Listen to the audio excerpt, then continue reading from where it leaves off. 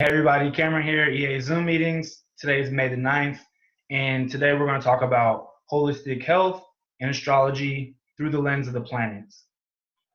First off, I want to talk a little bit about holistic health in astrology. It's not really necessarily its own uh, sector or division in astrology yet, but I just have been going through my own journey with health and medical astrology just didn't all the way fully resonate with me, only because I feel like it comes through a lens of a certain type of conditioning. And through my time with working on my health and working with my clients in EBO, where I work at in Memphis, Tennessee, I've just begun to see different things. So I feel like I just should call it something different.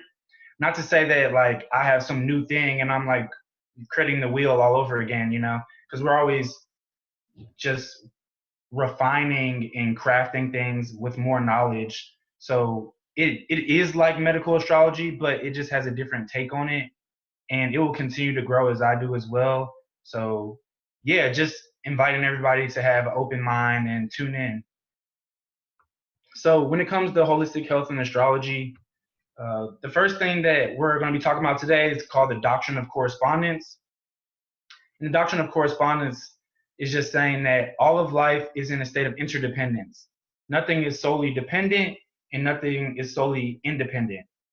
So whenever I talk about this, I always think of polarity and duality, right? Because a lot of times people will try to say that they're two different things when, from my perspective, they're not. So we can take life as an example, whereas most people will frame it as you have life and you have death. But from my perspective, life is one thing. And on the spectrum of life, you have birth and you have death. You see, those things aren't mutually exclusive to each other, they go together.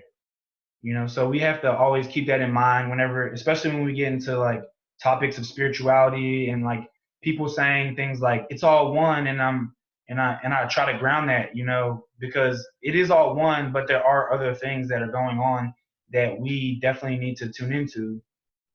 Not to say that we should neglect that it is ultimate truth is that it is oneness, but we still have to have discernment while we're living in this reality, right? Okay. So, the Doctrine of Correspondence also says that all things vibrate, and depending upon that frequency, it channels specifically through the type of entity that is going through. So, let's take the energy that we call Mars as an example. If you take the energy that is Mars and put it in weather, you have the desert. If you take the energy of Mars and you put it in a plant, you have a cayenne pepper. If you have the energy of Mars and you put it in a human on a bad day, you have anger, maybe frustration, maybe rage, maybe violence, right? So even on some level, like when we say everything is everything, for me, that is what I see is everything is everything. It's not some floaty concept where we get to bypass what is happening in our reality and escape it, but to deepen in it and become one with it. Yeah. So yeah, through understanding the interdependence of all things, we can extract deeper meaning and layers in the pattern that is life, and understanding that the pattern is not known in our brain, in our head, but is known in our heart, which is where our true mind resides from my perspective. Okay. So what's happening right now? We got the South Node in Capricorn and the North Node in Cancer. So the South Node in Capricorn, first of all, we have Saturn there as well, and we have Pluto there. I'm not going to really go into that right now too much, but like just in and of me even talking about these things like I am, you got Pluto, which can represent transformation, and then you have Saturn, which represents structure, and both of them are retrograde. So for me, this is about restructuring things from the past based off of the current conditioning, and that is really big when it comes to health because we're doing it with a lot of things, but in astrology, I feel like medical astrology and health hasn't been addressed. So I've been trying to go back to the basics to figure that out in a deeper kind of way. So the South Node in Capricorn, I asked the question, what is health? Right? For some people, it's eating vegetables. For some people, it's working out. For some people, it's drinking water. For some people, it's, we all have our own definition of what is health. And we've all been taught certain things about what is health. And that's the thing that I want everybody to stay open to, because a lot of the definitions that we've been given about health have already been, pretty much demoted, or like pretty much just we found out they were wrong. uh, Not everybody, but a lot of people have. Like, even I remember back when I was younger, even thinking about the food pyramid and how dairy products and meat products were on there at a certain ratio, and how that has completely changed, and how people used to think about fat wasn't bad, and then that changed, and just things happening like that consistently. And definitely thinking about Capricorn being about, you know, how to do things on this earth is cardinal earth. It's, to me, it's about how we initiate things while we're here in physical form. And it's super important to realize that, because this reality does have a structure. And that's why, from my perspective, it's ruled by Saturn. In the North Node in Cancer, moving forward, we're needing to learn how to nurture the body, and also feeling secure within disillusionment. You know, there's a lot of things from the past that are conditioning we're rebelling against on some level, or we're restructuring and changing. And those are the things that we like consciously know that we want to change. But there are still some things that are like hidden on some level, even thinking about Neptune and Jupiter right now, some ideas or beliefs that need to be reviewed and also disillusioned.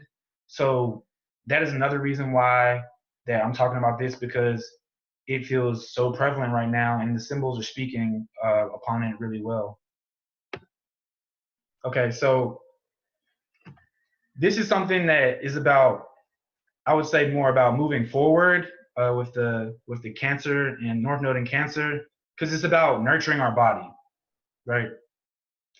How many times in school have we seen this chart right here? This chart is about proper food combining.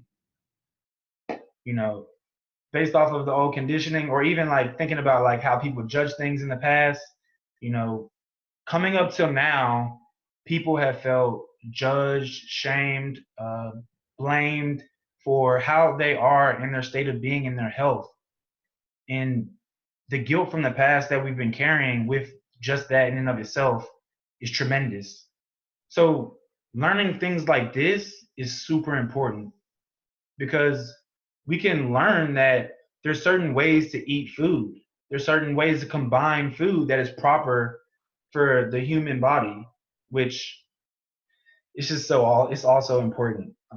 So in this chart, we have three like distinct categories down the middle. Well, actually, we have two. Let's start with that. We have two categories. We have vegetables and we have fruits, and those two things need to be separated on some level. I feel like this chart doesn't have proper separation, but that's just me being picky. But fruits, just know that fruits, as far as digestion goes, belong by themselves, and that's why fruits is there. And then underneath that, you have different types of fruits. So you have acid fruit, you have subacid fruit, and then you have sweet fruit. And based off of this chart, it's saying acid fruit does not combine properly with subacid fruit. And then subacid fruit does not combine properly with sweet fruit. And that also goes for each on either side. The acid fruit doesn't properly combine with the sweet fruit. And really, the reasons why all these things do not digest properly anatomically is because specific things like enzymes and just different ways that certain foods are broken down changes how we digest it. And most of the time the body can't, like, if you eat an acid fruit and then you eat a sweet fruit, then your body's going to be digesting the sweet fruit, And then the acid fruit comes and it's like, well, I need something else to digest this. So wait, what do I do this first or do I do that? Depending on how the food is combined. Which the order that it goes when it comes to fruit is which one is really not even on this chart. Melons is actually the easiest food to digest as far as time goes when the body is functioning properly. There are some exceptions. If somebody has blood sugar metabolism issues and some other things as well, it could be more difficult to digest certain things.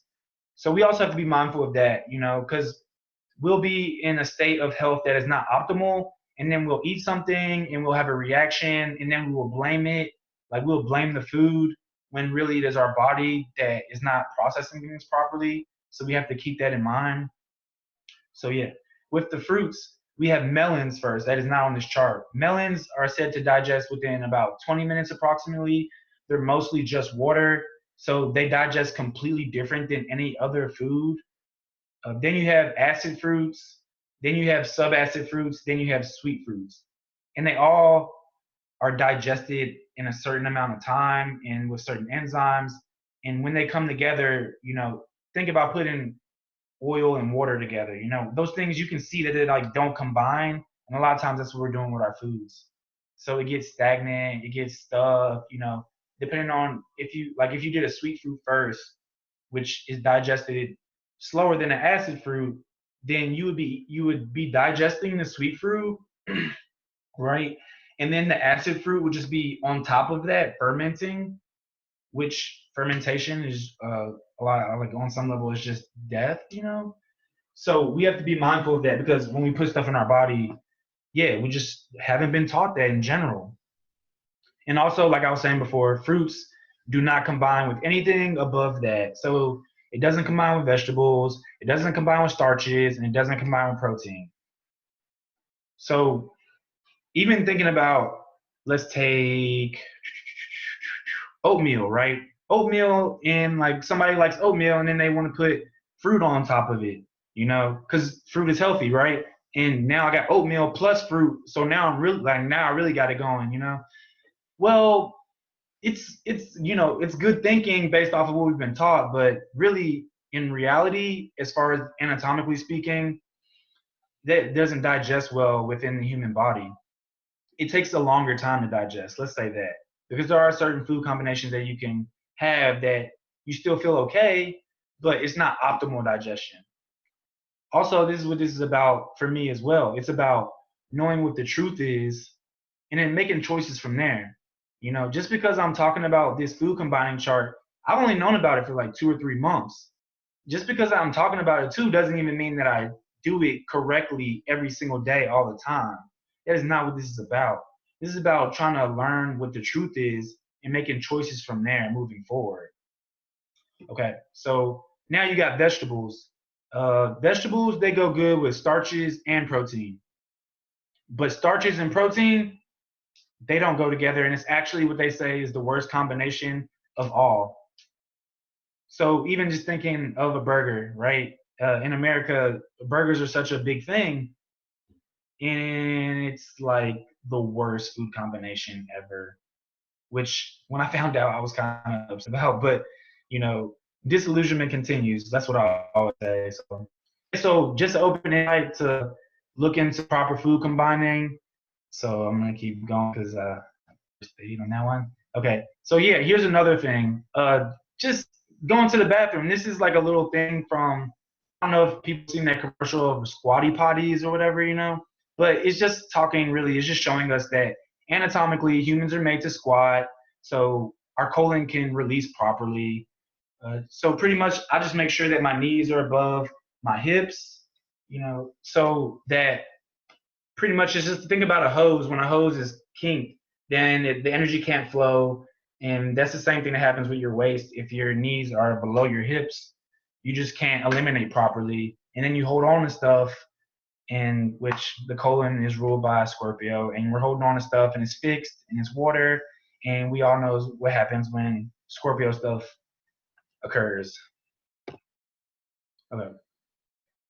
Polarized thinking versus spectrum thinking. Okay, this is a lot about, like I was saying before, like when we're in polarized thinking, it's like, I have this information, now I have to do this. Or like, I'm going to do that. We don't have to do that. Let's open up the spectrum and understand what truth is, or try to navigate what we find as truth or what isn't truth. With the North Node and Cancer, it's about the flow, going back home to the flow and nurturing ourselves, making ourselves feel secure in every moment. Because when we're getting rid of things and restructuring things, that means moving forward, we don't know fully. And there's no sense of safety out there to give us some new blueprint when we're restructuring things. And that's the space that we're in. I just invite everybody to deeply honor that so we can all move forward in the best way that we know how.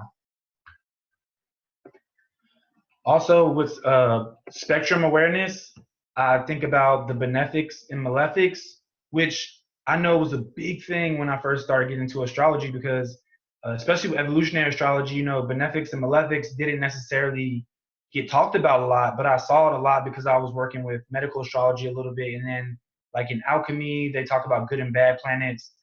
So I just want to talk about malefic and benefic real quick. So the lessers, the benefic and malefic, the lesser benefic is Venus, and the lesser malefic is Mars. And I heard somebody, I think it was Austin Topic, he was talking about one of the things that really grounded this for me. It's just like the lesser ones are faster and they're more solid. He didn't necessarily say they were cute, but that's what I was picking up off of it. Because if something's moving fast, it's like you'll feel something and it feels really good, and it's like, oh, that's Venus, and that kind of happens pretty quick, at the rate that Venus is moving. Or like Mars comes over your Mars, and you hit your head on something, right? And you have inflammation, and then that goes away.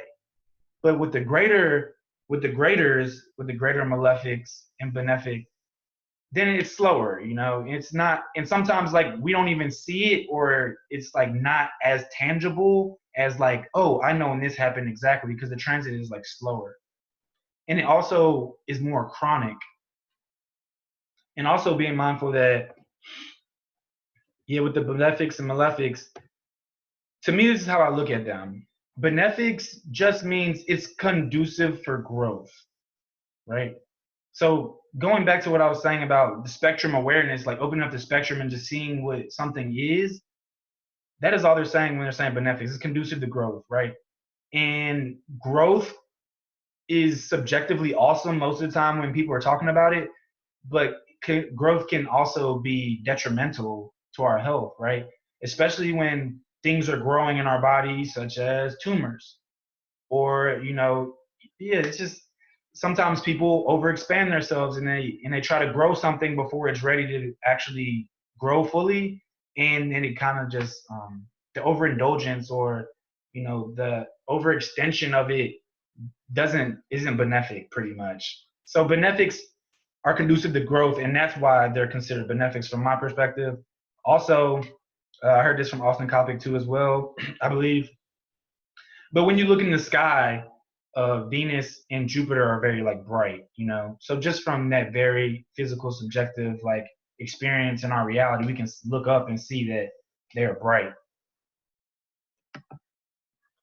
And then you got, let's see, okay. Then you got the malefics. And the malefics just mean extreme conditions to me. It can bring harsh things into our reality because they're so extreme.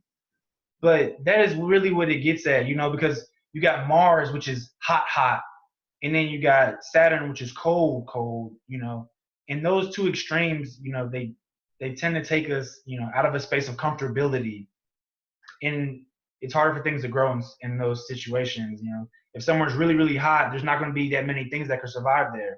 If there's somewhere that's really, really cold, it's also more difficult for it to survive. But like with the benefics, they're warm and moist, so that is this perfect space for things to grow in.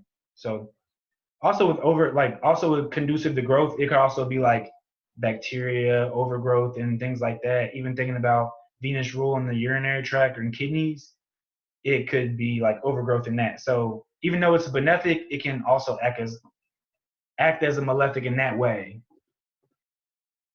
Also, something I've been tuning into with a bunch of clients is the difference between day and night charts. So pretty much a night, like there's two teams basically. You got a day team and you got a night team. Pretty much if you're on the day team, that means the sun is above the horizon in your chart. And if you're on the night team, or if you have a night chart, the sun is below the horizon. So the nighttime planets are the moon, Venus, and Mars. So you would just kind of look to those, just as experientially, I would invite people to look to those. If the sun is below the horizon in your chart, look to those three planets and see if it has more weight in your chart based off of your health in particular. And then a day chart, which will be the sun above the horizon, you look towards the sun, Jupiter, and Saturn and see if they have more weight within your chart. Also, let's see here.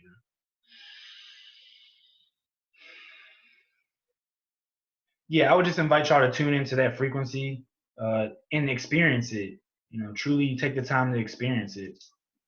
Also, being mindful that the moon, Venus, and Mars, they move faster, and the daytime planets they move slower. So daytime ones they might be more chronic, and nighttime ones might be more acute, where they come and go, but they're like very prevalent still. Yeah. Okay. Also, in day and night charts, in a night chart, if you have planets that are like the three night planets, the moon, Venus, and Mars, they like to be below the horizon as well. That would pretty much give them more power on some level. And then also in feminine yin signs or passive signs, that also they feel more comfortable there is a better way to say it. They feel more comfortable there. And above the horizon, the day chart would give it more comfortability. And if it was in a masculine yang active sign, and always be mindful that when I say masculine and feminine, I'm not talking about, humans pretty much. I just see masculine as yang, and those two things are seamless for me. And yin and passive are feminine, and those are seamless. It's not about the social norm conditioning that we have. So I just invite people to tune into that because there's been a lot of talks on that. So I just try to open up that spectrum. Also, the people that I've been working with, it's been more healing for them to see that from a broader perspective, as from a perspective of nature and how things just ebb and flow in life. One more thing with the day and night charts. If the sun in your chart is like close to the horizon, which like I would just invite you to play with it.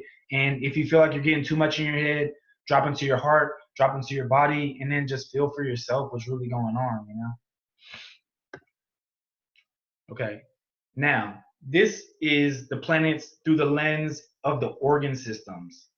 And there's much more correspondences here, and it can get even more detailed because certain planets rule even certain parts of organ systems. So it can get complicated, but this is the general correspondence that I make.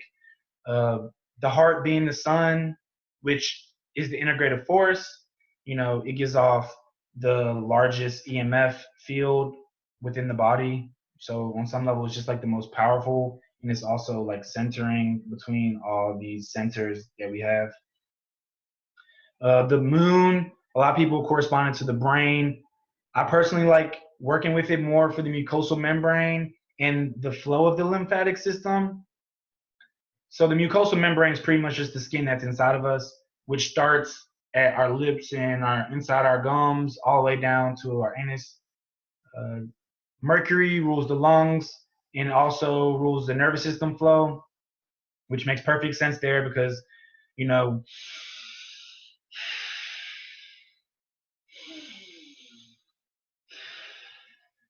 that was nice. So the capacity that our lungs can hold, or how we're using our lungs can directly steer our nervous system. It can be that simple, really. We don't have to overcomplicate things here, with right now at least. Venus rules the kidneys. Mars rules the adrenals. Which now, when I work with those two planets, I like don't disconnect them. Even you got Aries and you got Libra, and you got Taurus and you got Scorpio. Even though everybody doesn't correspond Mars to the rulership of Scorpio. Those two things are a polarity, you know, just like the kidneys and the adrenals, you know, because the kidneys are there and then the adrenals are right on top of it. So when you separate those things too much in our mind, then we're lacking awareness on the whole, right? We divide these things and then we see these things as parts, but we only see the parts based off of recombining them to make something that's whole. So we have to be mindful of that. Jupiter rules the liver, and Saturn rules the skeletal system. So that's the planets through the lens of the organ systems. Within the psyche, you got the sun, which corresponds to solar inner child, which is just like the excitement of creating something like, oh, like, look, I drew this, mom, or like, look, I'm talking on EA Zoom meeting right now and I'm excited about it. Like, just, expressing your creativity. And really, something that's been coming up for me big is about play. It's a lot about play because the energies right now are like very intense and a lot of people are going through a lot of things. So play is super important right now. The moon corresponds to emotional security, also the lunar inner child, which is just like feeling safe within oneself on some level. Mercury, you got mental organization, which is left brain, it's very logical.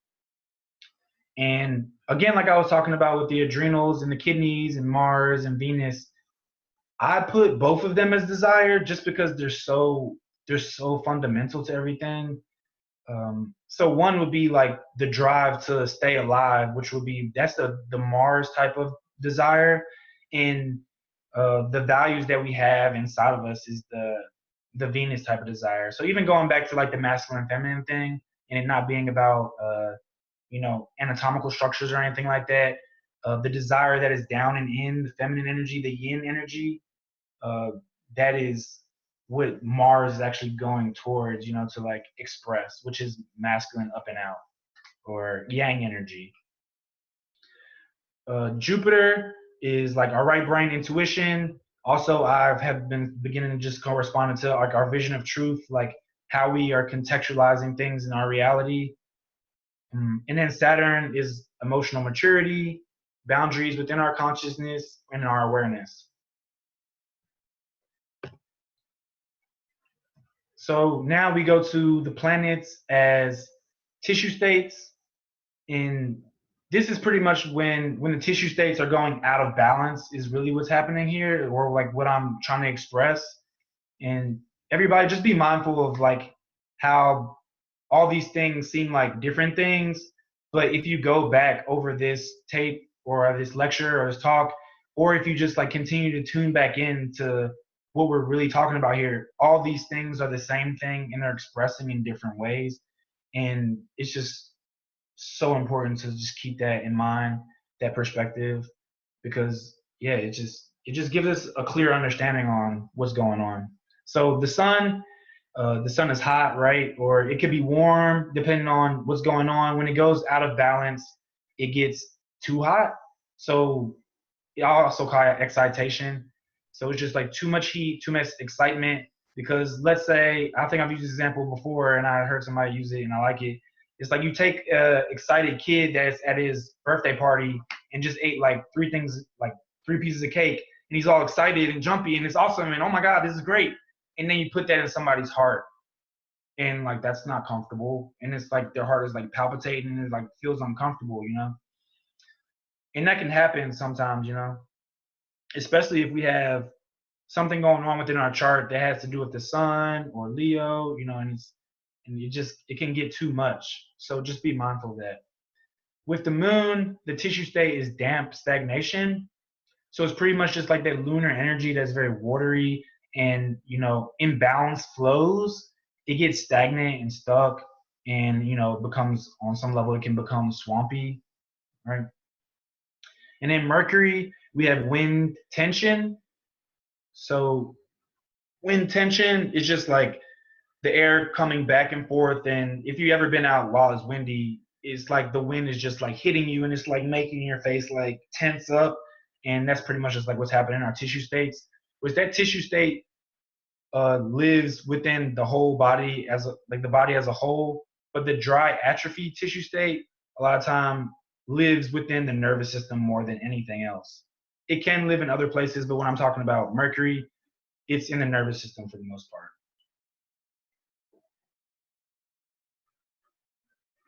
Okay, so with Venus, we have damp relaxation, which is like totally Venus.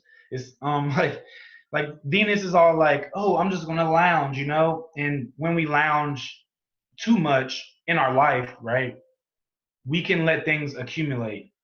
So when things accumulate, you know, and then we try to engage in it, sometimes it can fall apart because it's too lax. There's no tone to it. There's no structure to it, and that can happen a lot of times, even in the, let's say, the venous system, which like varicose veins is a perfect example of the tissue state that is venous, that is out of balance, which rules the kidneys and balances, right, the mineral water composition within the body, not necessarily water, but liquid mineral balance. Let's say that.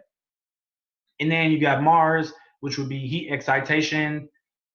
It's it's like the sun energy, but it's actually more extreme. And it can even go into like to where you have so much heat and so much excitation that you actually go into the dry atrophy tissue state as well, where it pretty much would just be an example of burnout, where it's like you're so excited, you're so excited, you're so excited, you're so excited, and then you just go to sleep because you don't have anything left to give. You've used all your energy up, which is very prevalent in our society that is still heavily, excessively masculine, you know. So we we definitely gotta be mindful of that one. Jupiter, we have damp stagnation again, which we all know Jupiter can tend towards exaggeration and overindulgence. So yeah, when we overindulge in things, sometimes we do too much, and even thinking about drinking too much alcohol, eating too much candy, you know, stuff like that, and it just makes us feel like heavy and stuck and very uncomfortable. And then Saturn is the cold depression tissue state, the wind tension tissue state, and the dry atrophy tissue state. So even looking at that right there, right, it's like, of course, the greater malefic would have three different tissue states that are like causing issues. But also, we have to be mindful that Saturn can be the remedy in a lot of cases, especially when it comes to other things like, let's say you have too much heat and excitation. Saturn comes in and does what? Cools it down and depresses it. It calms it down, right? So super important to remember that as well, because Saturn always gets a bad rap, but it also can be the remedy. So we have to stay mindful of that. And that is going back to spectrum awareness, like I was saying before, instead of polarity thinking. So now we have the planets in tongue evaluation. And this is something really cool that I kind of like came across slightly on my own, but slightly not at the same time. The sun, like I was saying before, heat excitation, which would show that it's red. The moon, when it gets damp and stagnant, that will show up on the tongue as a white coating. Uh, Mercury on the tongue is like if somebody sticks out their tongue and their tongue is like quivering, then it's showing that their like Mercury could be out of balance because their nervous system is just like too stimulated. Also, a lack of coating could show like the dry atrophy tissue state, like I was saying before in the last slide, which can also correspond to Mercury. Venus is damp stagnation as well, like the last one, which will also correspond to white coating. Mars would be red, and then it's called papillary, or actually I don't know how to correctly pronounce that, to be honest, but it's like these little raised red bumps that come up on our tongue. That's just showing like there's inflammation underneath the surface that's trying to come up and out. And then we have a white coating with Jupiter as well, which corresponds to damp stagnation. And then with Saturn, which corresponds to cold depressiveness and like things that are rotting away or dying on some level. You can have like a brownish black color. And it also could be a lack of coating, which would be the dry atrophy tissue state. So even just that simple, we can put out our tongues, check it out, you know, and then see like where things are at in our chart, see if we have certain organ systems that we feel like we've had issues with in the past, and just start making correspondences and pretty much playing with it until we understand ourselves in a deeper way through the lens of the planets and how it corresponds to everything, pretty much in this reality, from what I can see at least. So the next thing is planets as symptoms. So with the sun, you have what they call a lack of inner gold. And I forget who wrote the book Inner Gold, but I heard Mark Jones talking about inner gold being like something that we have that's inside of us that's like very precious, you know. And if that thing is taken away, then it like diminishes like our vital force. And a lot of times that is why people with sun issues are fatigued, because they feel restricted or like their creativity can't be expressed in some way. And that is like one of the utmost draining things that could ever happen to a person, especially because the sun is the integrative force of all the other planets on some level. The moon, a symptom could be debilitating emotionalism, which, not knocking anybody who has excessive emotions or like tends to be in the emotional world often, because that's not a problem at all. But it is something that needs to learn to be navigated if it is becoming debilitating, if your moods are swinging consistently and there's no Saturn structure there, that could become an issue. So that is a symptom of the moon. Mercury could be nervousness and communication difficulties. With Venus, we have codependency and lack of self-worth. With Mars, we have anger, frustration, and potential burnout if we exert too much Martian energy. With Jupiter, we have overindulgence. And then with Saturn, we have depression and rigidity.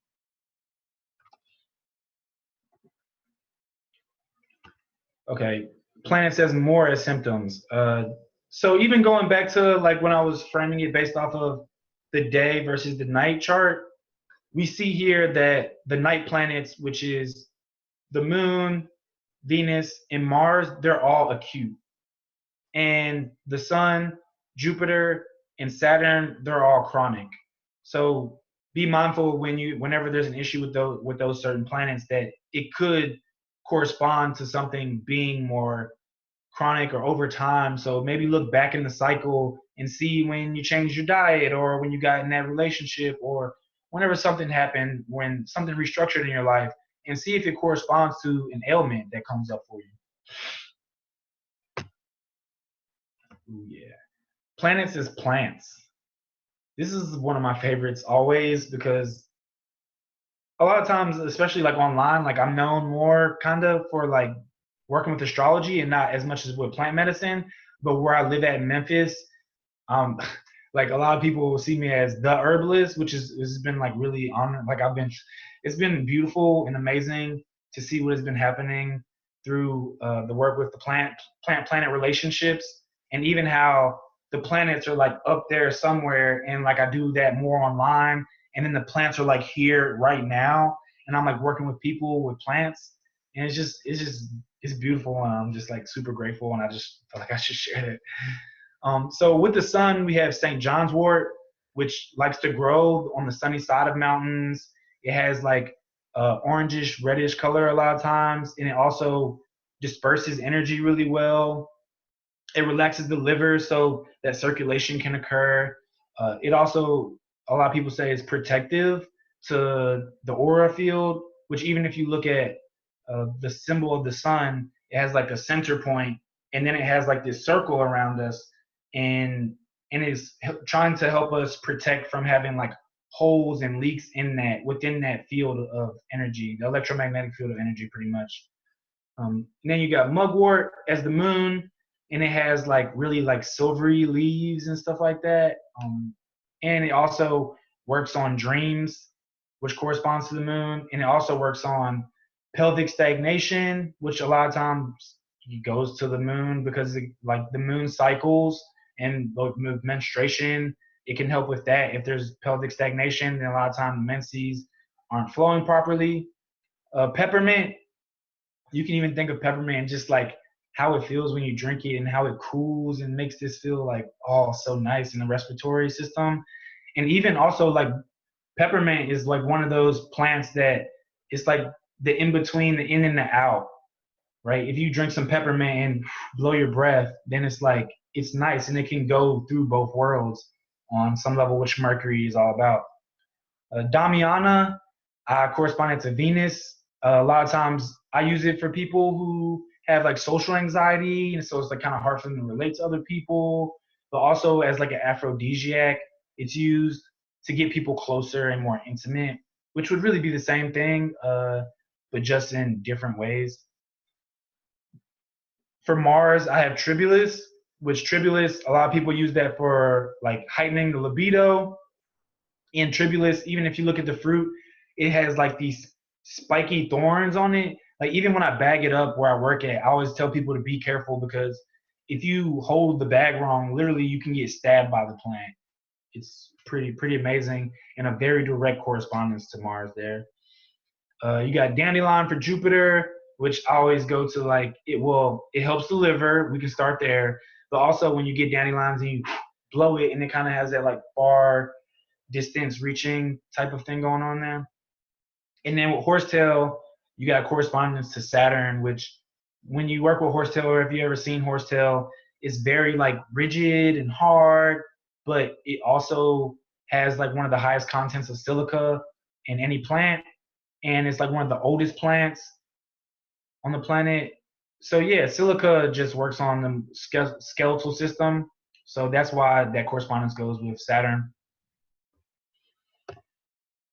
Okay. Now we're coming to one of the main things that I was really excited about and I've really been working on in my own process, and that is the planets as nourishment. A lot of times when we think of nourishment, we think of just like eating food. A lot of times, I feel like.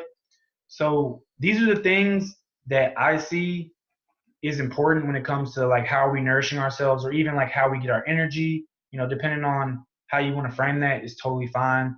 I just say this is what nourishes me. These are the dynamics that I feel like I need to nourish myself. So with the sun, we have purpose, because without a purpose, all the other things kind of just fall to the wayside. And one of the big things that I think about is like, as far as my nourishment goes, is like, is my purpose and how I shine helping other people? Is it like nourishing others, right? Because that's the sun, right? The sun isn't really worrying about other things necessarily. It's just staying within its core and doing what it does naturally, and it's nourishing the whole solar system on some level through that, which is pretty amazing. Mm. Also, when I think of purpose, I think of like, or the sun in the purpose, it's like we can feel the amount of energy that we have based off of how we're relating to our purpose. If we relate deeply with our purpose, we're like on some level, we're like always having a high amount of energy. So yeah, that's the first thing. And I always say it's the most important, because without a purpose, then what are we really doing? And also with that, if you don't know your purpose, that could be your purpose to start knowing or go on the exploration of knowing. That's something that's been coming up really big too, as well, with people and their health. If they like, because you get a lot of information, you're like, well, I don't know about this, and I've heard about that, and all those things. And it's just like, well, why don't you just make your purpose to go find out, to experience? Your purpose could be just to find a purpose for now, right? And when we do it like that, we can just play with it, right? And we don't have to get so rigid about it. Right? So the moon, I corresponded to sleep and rest, and it's also about safety. But yeah, when it comes to sleep and rest, if we don't sleep and we don't have enough rest, then we can't feel safe in general. So that's something that's been coming up a lot. Because a lot of people, like I talk to them and they'll say they sleep for 7 hours, 8 hours, but then when they wake up in the morning, they're not rested. So I say sleep, but that's why I had to put rest, because it's really about rest. Also, when it comes to the sleep and the rest, it's like, how are we nourishing ourselves? Like, can we feel safe enough to just like be calm and maybe go outside and interpretive dance something? That is, the relaxation of it. I put that in with the moon, because it is about emotions a lot. So what better way to tune into your emotions than turn on a song that actually makes you feel what you're feeling and dance it, be it. Honor those emotions. Also, with sleep and rest, with the moon, as far as like exercises go, I put yin yoga there. And with the sun, I put like, what was it? The breath of fire. The breath of fire with the sun. And then Mercury corresponds to breathing, which is so super important and something that we don't tune into often.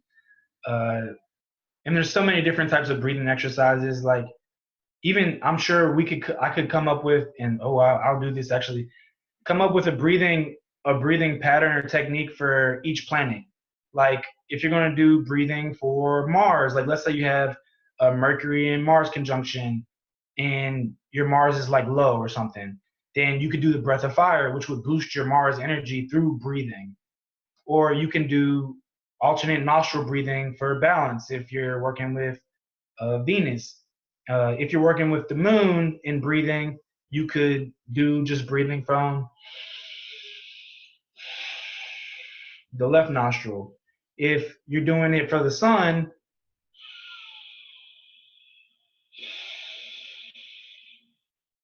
you could do it from the right nostril. So, and I was going to do some exercises, but I feel like I'm running a little short on time, possibly. So I'm just going to skip that for now, but I will invite everyone to try it out just for 1 minute each. Just think about the moon and plug the right nostril, and then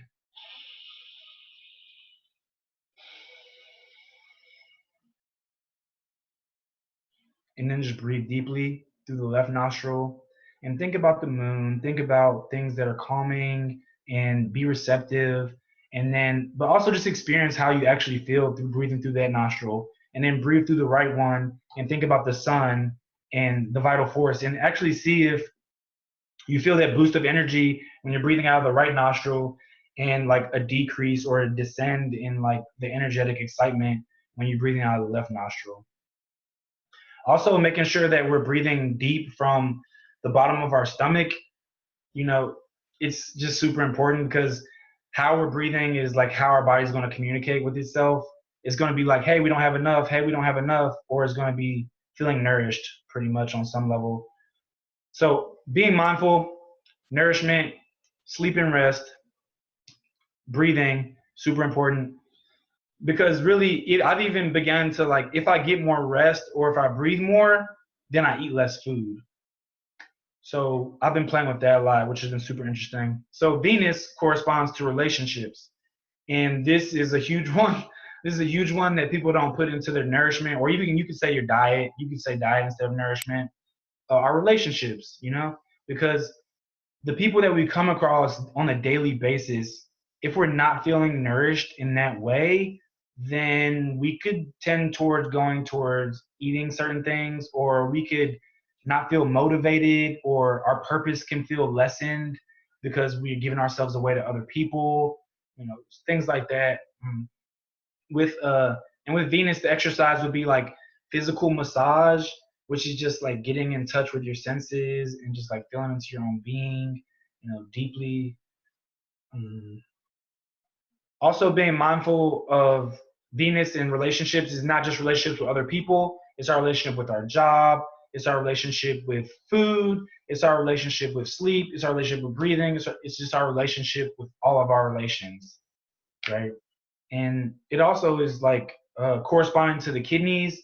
So if we have fear, if our relationships are going bad, it could make us move towards eating sweets, which a lot of people correspond to eating like too many sweets with Venus, because it's just like we don't feel nourished, and that's in the kidneys is where we have the sweet taste, where we feel nourished. If we're not nourished, then we try to get the nourishment somewhere, and a lot of times we tend to do it we're in places that lack value in this day and age. So we have to be mindful of that. Even some things with like how we relate to ourselves, and like we say that we have self-worth and we'll like go and do something that is not healthy for us, but say that we're like taking care of ourselves in that way. And I'm just inviting people right now to like uh, see that we don't have to play that game, and when we're doing it, it is a game, and I play the game. So I'm not like throwing any judgment out there, but like we don't have to play like that.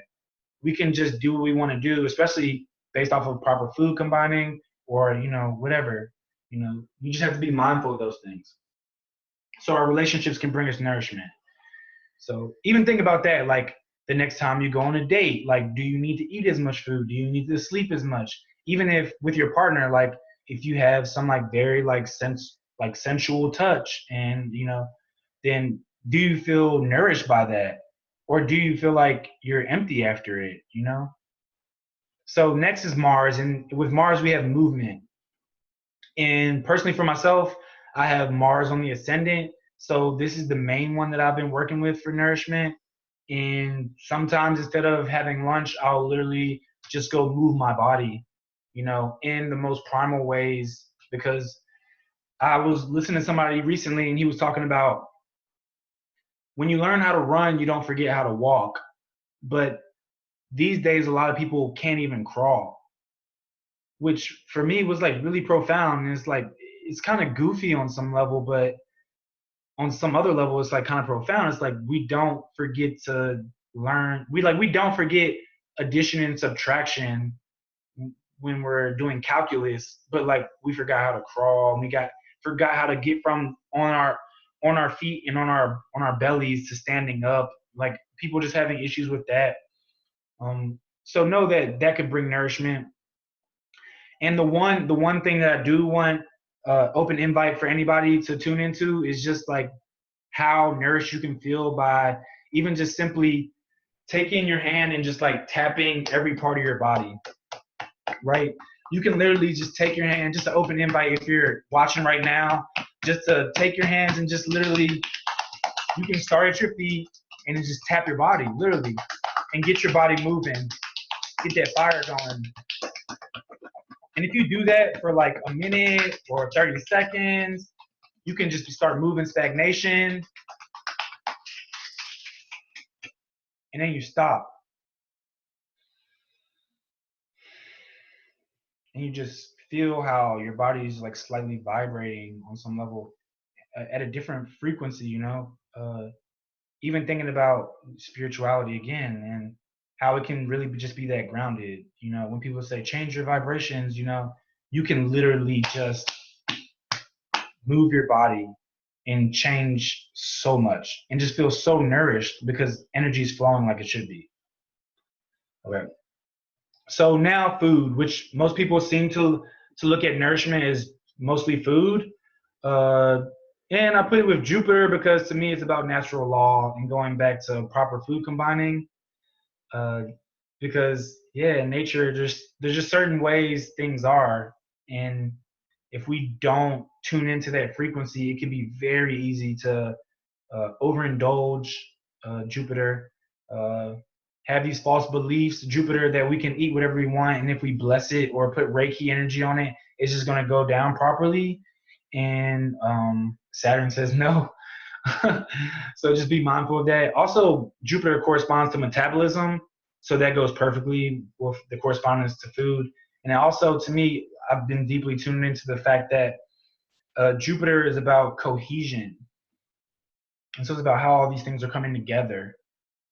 So when you're eating something, how is that coming together within your body, within your essence?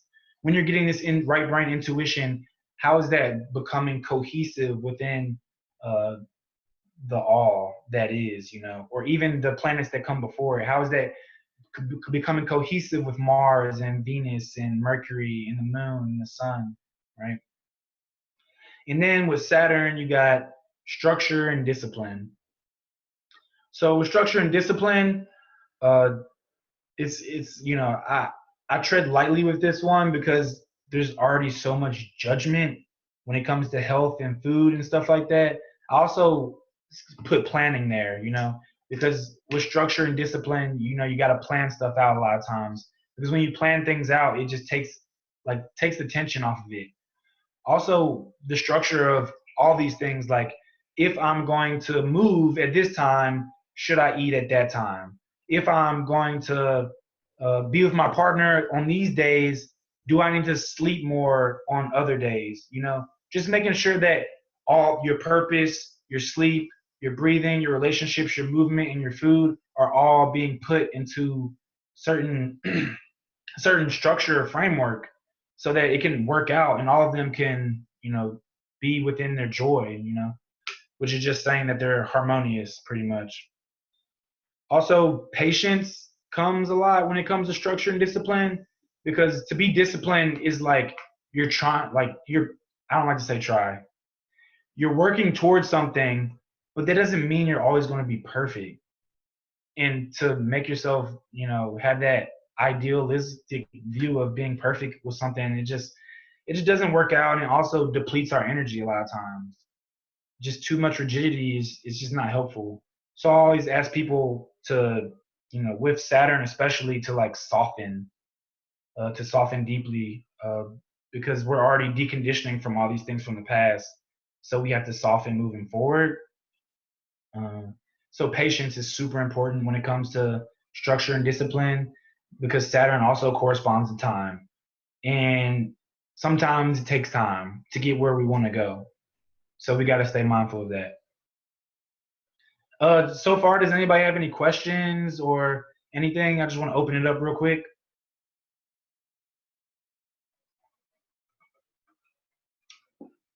Okay, cool. All right, so one more slide. So now this is the planets through the lens of questions. And the sun is asking us, do I feel radiant? Is my light shining? The moon asks us, does this flow with my life? Like the things that I'm doing day to day, are they flowing and are they harmonious with the moon energy? Do I feel like I'm calm enough and I'm rested enough to just do the things that I have to do? With Mercury, we ask, how can I organize what I know? And this could be a big thing because we live in an age of so much information. Oh, hey, centipede, love it. So it's like, how can we organize what we do know, and then like still gather information on what we're trying to work towards, or also how we're going to digest information and not making that such a huge thing and make sure that we're being present and breathing with it so that we can organize things properly. Uh, and Venus is how much pleasure does this bring me? So a lot of times when it comes to our holistic health, sometimes people who I guess gear towards like being like this is what's healthy and you got to do this, you need to do that. They get really rigid and forget to like enjoy themselves, Which for myself, I've naturally come into a different place where I do just find pleasure in what is healthy for me. I have a first house stellium as well, so that is going to look different for everybody. But even learning like if somebody wants cake, right, and I'm working with somebody who wants cake, does that bring them pleasure? And how much pleasure are they getting off of it in the way that when you eat that cake, sit down with that cake, enjoy that cake, love that cake, maybe smell that cake, right? And feel how you feel. Does it really bring you pleasure? And also knowing that if you are going to eat cake, I always tell them like, hey, just have it as your meal. So if you're gonna do something like that and overindulge in that way in the pleasures, then just do it all out, but just do it in the proper food combining way is what I tell people that I work with or invite them. Because I don't really tell people what to do, I just invite them. Yeah. So Mars is about severing things a lot of times. The planet Mars is. So I say, what do I need to get rid of? Because things need to be cut off when it comes to becoming our the best expression of ourselves. So we got to get rid of things. And Jupiter asks, how can all of this be cohesive? So how can we bring all these things together? How do they naturally land together? Is how I tend to frame it. Yeah. Also, how do I innately feel about what's happening in my body, like intuitively, like going into your intuition and seeing if all the things that I'm doing actually are a part of what I innately feel, like intuitively. Like even right now, like when I'm saying things, like it's like, oh, like he said that you gotta combine foods properly, but it's like if you don't feel that, like within your energy field, that doesn't feel cohesive and bring you to your wholeness, then maybe you should consider that and not listen to me as much. but, always tuning into that intuition, super important. And then also with Saturn, you have what do I need to limit or say no to? So it's kind of like Mars. So there, even like the malefics there, it's like, where do I need to cut things off at? And then you see with Jupiter and Venus with the Benefics, it's like, it's a good thing or it's nice, but it's like, but how much of that is nice? So with Saturn, yeah, we have to have limits. We have to say no to certain things if we're going to, do the work pretty much. And that's what Saturn asks us, like, can we take the challenges on and do it in the right way? And there's limitations that come with that. And I just don't feel like limitations are a bad thing anymore personally, because there's just certain things that they just are the way they are, especially the more I tap into natural law. Saturn to me is becoming so much about alignment with natural law, and there's just certain things that we can't do. Even thinking about the South Node in Capricorn conjunct Saturn, and a lot of people have been coming in where I work at and having these diagnoses of health issues, and they feel fine. They never thought they had an issue, but Saturn says, "Oh, like you thought that you could eat unhealthy, not sleep, and just be okay. Oh, like that's okay that you thought that, but no." Saturn says no. So that's just how I frame it as far as questions go. And this is an ever evolving thing. So I'm excited to dive deeper into it as I go. And so that's the end of my presentation. So just going to open it up for any questions. I have some questions, but they're a little too personal, and I'd love to contact you later. Oh, you're always welcome to contact me. Most definitely. Thank you. Any questions from anyone else?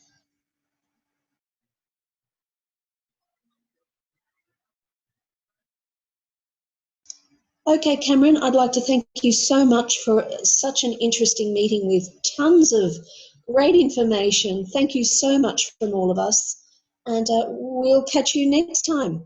All right, appreciate you. Y'all stay blessed. Thank you. Bye for now.